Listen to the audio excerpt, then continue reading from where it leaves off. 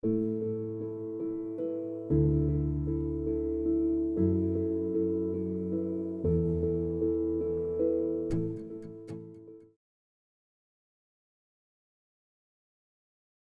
buenas tardes. Mi nombre es Carolina Madrid, residente de segundo año de cirugía general, y hoy nos corresponde el grupo C hablar sobre hernia inguinal diferida.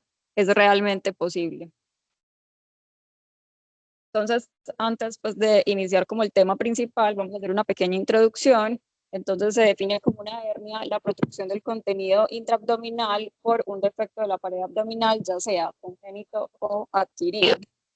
Cuanto a la epidemiología de la hernia inguinal, sabemos que es una de las hernias más frecuentes en la población, representa hasta el 70% del total de las hernias, con una prevalencia en Estados Unidos del 10%. Va a presentar más en hombres que en mujeres. Las mujeres va a ser más frecuente la hernia femoral, de recurrencia en los hombres en las mujeres solamente el 6%. La mayoría van a ser derechas, el 33% van a desarrollar una hernia en el lado contralateral, y entonces la hernia inguinal está entre los procedimientos pues, más realizados a nivel mundial, hasta 20 millones de procedimientos al año. Recordar un poquito de la anatomía, principalmente pues, para los internos. Entonces, tenemos el importante pues, como para entender las hernias, el pecho va a estar dado por la parte pues, del músculo oblicuo externo. En la pared anterior vamos a tener, perdón, entonces en la pared anterior vamos a tener por el oblicuo externo. En el pecho vamos a tener el oblicuo interno y el transverso. En el posterior vamos a tener la fascia transversalis, y en el piso vamos a tener el ligamento inguinal. Así vamos a tener entonces varios ligamentos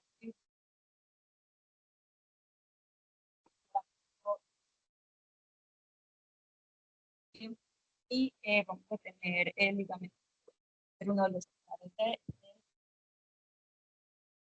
Es importante entonces conocer esto, porque va a tener pues un anillo que va a ser superficial, más externo,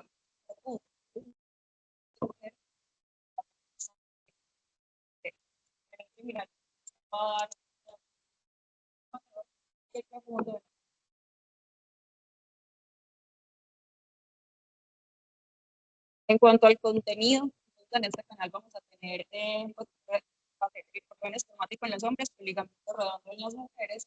Entonces vamos a tener la sexo competiforme, y el orificio miopectíneo, como lo venía mencionando, es muy importante porque por este orificio es donde se producen las hernias. Entonces vamos a tener el límite medial va a ser el borde lateral, va a ser los ojos. A nivel superior vamos a tener el músculo transverso y el oblicuo a nivel superior. Otra referencia anatómica importante va a ser el triángulo de Hasselbalch. Ese triángulo de Hasselbalch eh, final y los gástricos, por el cual entonces nos vamos a orientar también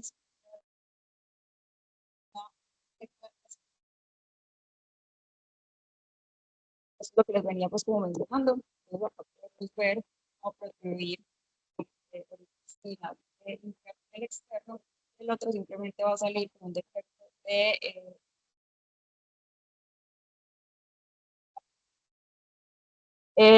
otra de las clasificaciones. Entonces vamos a tener pues, las hernias que son reducibles, entonces se puede valga la red abdominal, ya no hay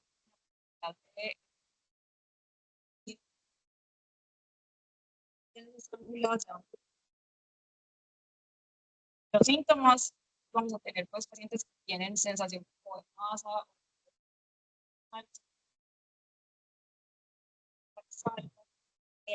ardor, dolor, y ya cuando estamos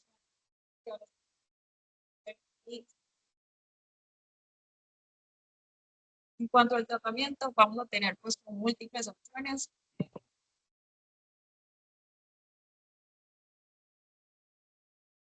Entre las técnicas quirúrgicas vamos a tener la que más se usa actualmente van a ser las cubiertas sin tensión, la del stop y y también vamos a tener este es como el algoritmo que pone las vías ya tienen signos de dentadas, las que son asintomáticas, mínimamente sintomáticas, se podría dar pues como y definir el momento quirúrgico y ya las que están sintomáticas eh, con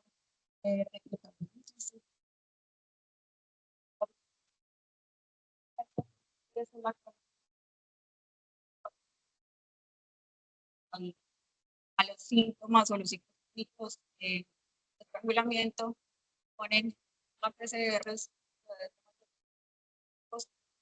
mayor de 140, aplicaría para entrar.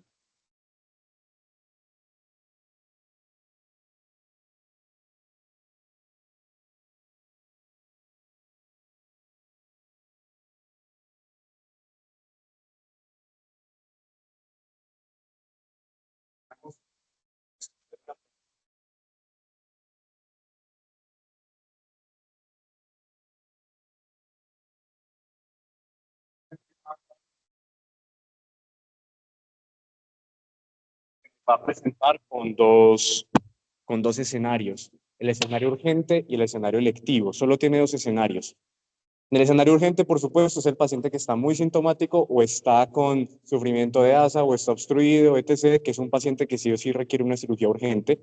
Y acá también clasificamos todas las hernias femorales. Todas las hernias femorales requieren tratamiento quirúrgico urgente. Y de resto, las hernias inguinales se manejan otras, las que no están en un contexto urgente, se van a manejar de forma electiva.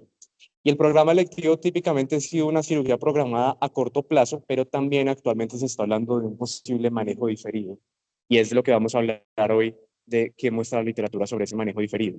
Buscamos los mejores artículos que encontramos al respecto. En realidad no hay mucha literatura, pero sí hay unos artículos de muy buena calidad y hay unos metaanálisis que son los que vamos a mostrar. Este es un artículo prospectivo aleatorizados que se publicó en el 2003, es de Annals of Surgery, y fue un artículo que se basaba en otro artículo también de Annals of Surgery que se había publicado en el 2006 y que había hecho un seguimiento durante 3 años de 254 hombres con hernias inguinales que eran asintomáticas o mínimamente sintomáticas y les habían dado un manejo expectante, un manejo que hoy en día se llama watch and wait. Y en ese manejo, en esos pacientes que hasta el 2006 vigilaron, el 31% había requerido manejo quirúrgico al final de haber realizado esa observación durante 3 años. En este artículo ellos lo que hacen en el 2003 es que cogen esos mismos pacientes, cogen el resto de pacientes que no se habían operado hasta ese momento, esos 3 años, y les hacen un seguimiento adicional por 7 años. Esta es la curva de Kaplan-Meier que ellos muestran después de vigilar a esos pacientes durante 7 años más. Esto va de 0 a 10 en años y esto va del porcentaje de los pacientes que estaban en watch and wait y que se fueron poco a poco operando.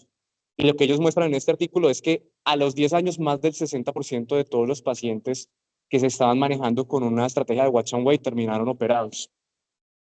Y esta otra curva también de este artículo muestra que cuando se cogía solamente la población mayor de 65 años, se veía que la curva de Kaplan-Meier era mucho más pronunciada y que el 79% de los pacientes mayores de 65 años terminaban operados a los 10 años, a pesar de haber estado en un manejo con watch and wait.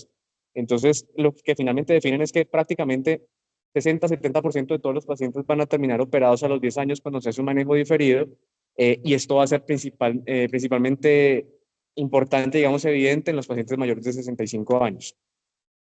Y ellos analizan las causas de por qué esos pacientes pasan del watch and wait a ser operados y la principal causa es dolor.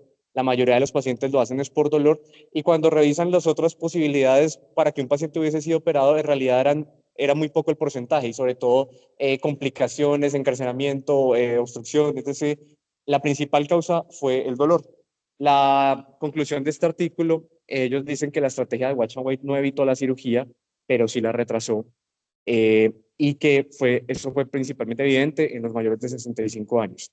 Esta es una revisión sistemática de metaanálisis que se publica en 2018, una revista del Sevier, incluida en 8 artículos para una N final de 1.300 pacientes, y los artículos lo que hacen era comparar reparo quirúrgico versus watch and wait versus observación en hernias inguinales asintomáticas. Nuevamente, todos estos artículos cogen pacientes que estaban en un contexto electivo o asintomáticos o muy poco sintomáticos.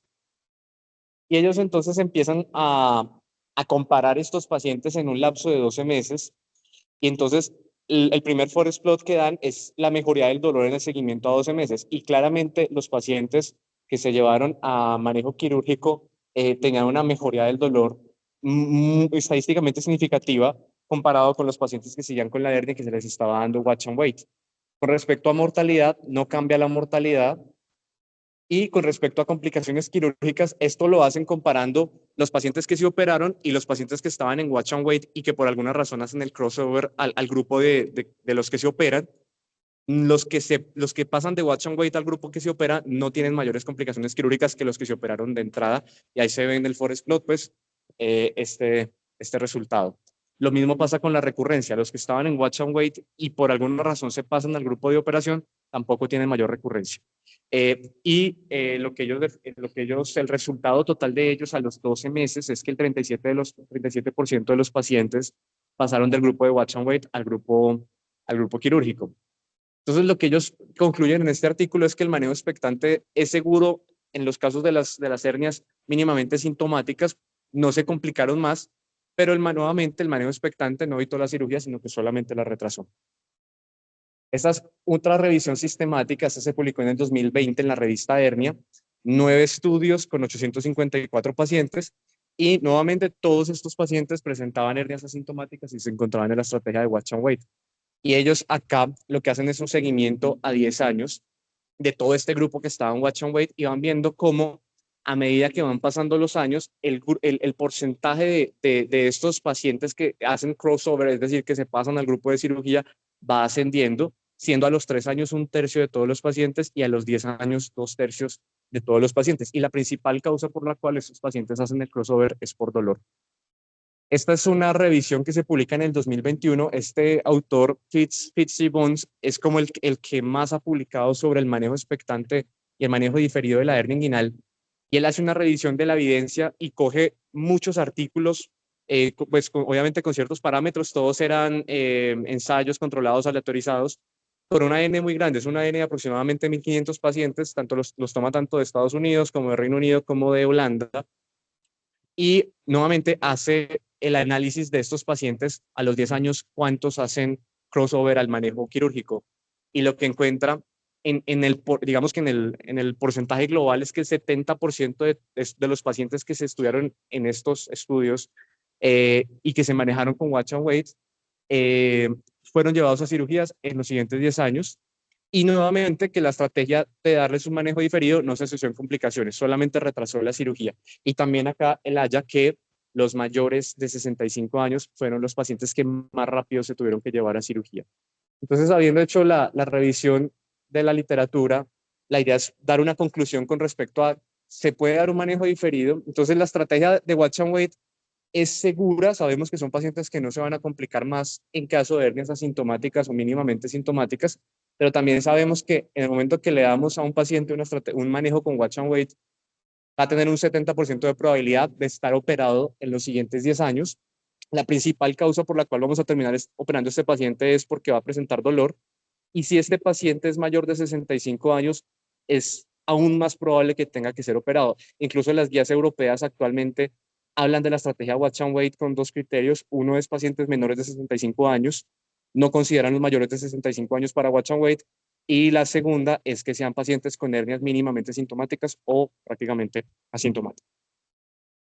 Gracias a todos.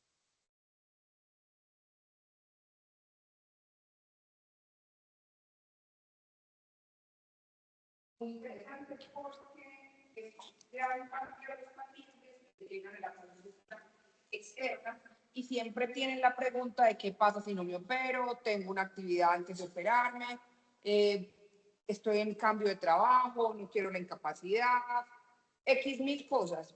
Pero los pacientes que nos traen en estos análisis, y sabemos que es por cómo se manejan las bases de datos, son de los Estados Unidos y del Reino Unido, donde más, menos que más conocemos el aseguramiento, pero conocemos cómo es el aseguramiento nuestro y sabemos la presión que tiene el paciente nuestro a hacerse algo mientras esté dentro del sistema de aseguro. Entonces, todo paciente al que se le encuentre algo quiere que se lo hagan ya porque no sabe qué va a pasar. Más ahora pues que estamos en un punto que no sabemos qué va a pasar con el sistema de salud. Yo sé que no es lo habitual, pero en este estudio analizan el aseguramiento y los costos. ¿Alguno de los variables de interés fue esa? No, profe, en ninguno. No, no hablan de eso. Solamente hay uno que habla, creo que lo ponen acá, que hay una presión. Una de las causas por las cuales se pasan al grupo quirúrgico es por presión del empleador, que le pide al paciente que se opere. Pero es el único que nombra, digamos, algo social del paciente, pero de resto ninguno, profe, habla del contexto Porque lo social. otro que hablamos de demográfico de interés, hombres versus mujeres, más en hombres, también sabemos que aunque cada vez cambia más, el hombre es mayor fuerza laboral, entonces todo lo que implica. En alguna parte analizan tipos de trabajo que realizan los pacientes, No, profe. porque eso también cambia. Es muy diferente que yo le ofrezca una herniorragia, se ha abierto la paroscópica a un ingeniero electrónico que trabaja en el trabajo y que para operar sus piernas, que está volviendo a trabajar el jueves de la otra semana o el miércoles de la otra semana.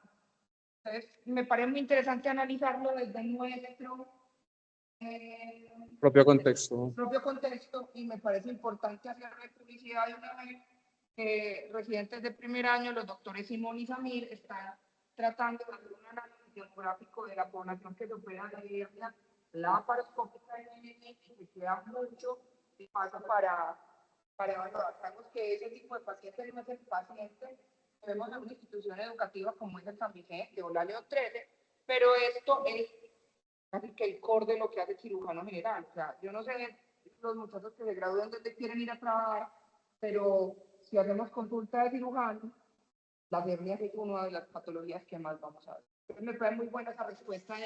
Es seguro esperar siempre y cuando no tenga unas características de riesgo y siempre con las recomendaciones e instrucciones para reembolso.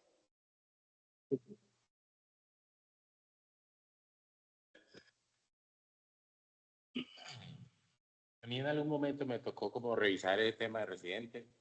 Me parece que parte de los objetivos de esos estudios era como quitar el paradigma. Incluso de estudiantes nos decían que hernia diagnosticada, hernia operada. Como para tener herramientas, no voy a decir, si no se quiere operar por ahora, pues no es algo urgente, pero no es que en definitiva haya que, si no está sintomático, haya que esperarlo. ¿Se puede o no se puede operar? Es decir, le hace opción de si no se quiere operar, pues estar pendientes de la patología. Pero obviamente, así esté asintomático, si se quisiera operar, no habría ningún inconveniente. O sea, no hubiera nada que lo contraindicara, bien sea por que va a trabajar, porque se lo exige el patrón, porque va, no sé, incluso en muchas partes no los contratan si tienen hernia, ¿no? Uno se lo encuentra en la consulta. Pero simplemente da la opción de si estás inseguro de la cirugía, sepa que no es algo así urgente, pero que tienen que estar pendiente de su enfermedad. Parece que en eso pudo haber aportado esos estudios, como en quitarle ese carácter urgente que tienen que operarse sí o sí, pero obviamente el que quiere operar, puede operar. Esa era la idea de ir desmitificando de que toda hernia inguinal diagnosticada debe ser operada. O sea, eso no quiere decir, sobre todo los muchachos que están en pregrado, que ustedes vayan a observar una hernia. O sea, para ustedes es igual a que cuando diagnostican una hernia tienen que mandar con el cirujano. Ya el cirujano es el que toma la decisión si espera o no.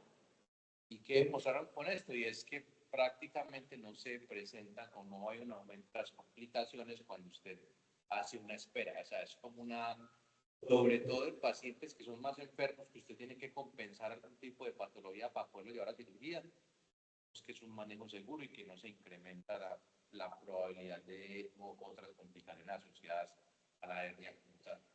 Yo creo que es un tema muy interesante, es un tema donde la literatura no abunda, porque todo el mundo persiste con la idea de que hernia diagnosticada, hernia operada inmediatamente y casi que lo convierte en una emergencia. Pero vemos pues, que hay literatura que apoya eso. Es un tema interesante para que lo tengan presentes ahí. Muy buena presentación. Profe Calle, ¿tiene algo para decir?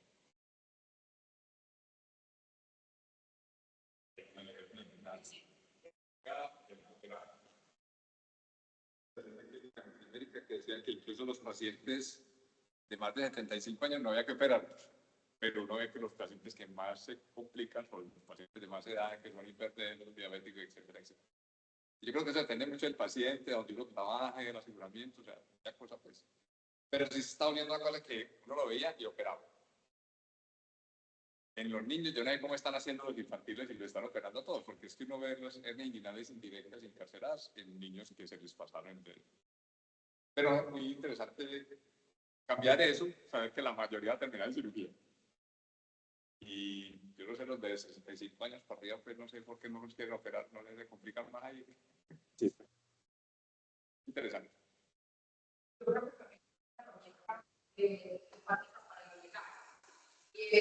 No falta a ver ya peritajes.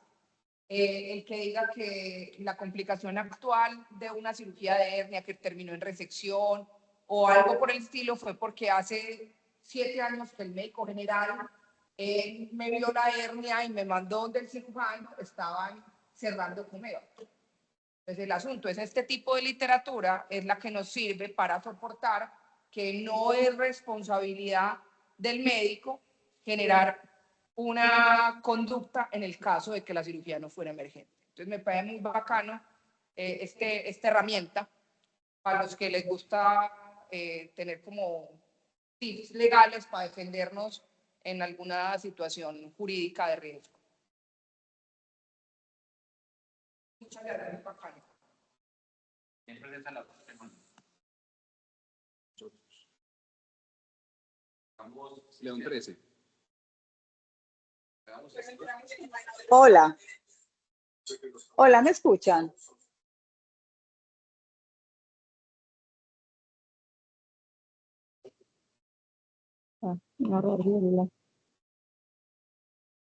Hola, ¿me escuchan? No tengo retorno de ustedes. Sí, profe, se escucha. Ah, bueno. Ya les No, que avisamos ya, a Sandy. de acuerdo Profe, con usted todos no- los comentarios. ¿Ah?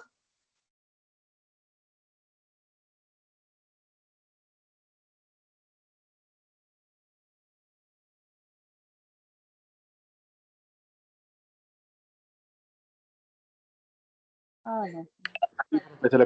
Se le escucha. Ah, bueno. Que de acuerdo con todos los comentarios que ya se han hecho y para tener en cuenta cuando el paciente te llega a la consulta, porque es que en la actualidad se tiene un acceso muy amplio a la información, entonces los pacientes vienen muy informados, bien o mal informados, desde esta facilidad pues que se tiene acceso a redes, a la disponibilidad de información, muchas veces mal manejada. Entonces, definitivamente, pues, aquellas pacientes que de forma incidental, sobre todo mujeres que de forma incidental, una laparoscopia ginecológica, en una ecografía de riñones, que normalmente el radiólogo no se dedica a valorar la pared, pero que le dice que de forma incidental le encontró una hernia, pero, y nos la mandó el ginecólogo por eso, definitivamente explicarle todo esto, que probablemente va a terminar operada, pero que ella realmente ser enfático en que ellos realmente no son sintomáticas, pues que puede meterse en esa estrategia de esperar para, porque es que vamos a encontrarnos con esa dificultad de que ellos tienen el tanto acceso a la información, y es que yo averigüé, y es que yo pregunté, y es que yo quiero una segunda, ya vengo de otras dos opiniones, quiero su tercera opinión como cirujano, porque ya he escuchado otras. Entonces nos vamos a contar siempre, muy cotidianamente, a esos escenarios en la consulta. Y dejarle muy claro esto, que ya la evidencia está mostrando que podemos esperar siempre y cuando no sea asintomático, porque si se operan aquellos asintomáticos, existe también el riesgo del dolor crónico, dolor inguinal crónico. Ya era eso. No, puede eso también.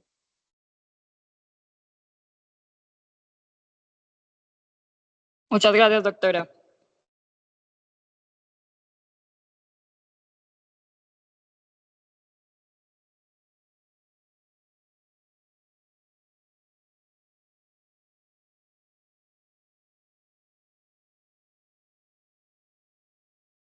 Si no hay más comentarios, entonces damos por terminada la charla. Muchas gracias.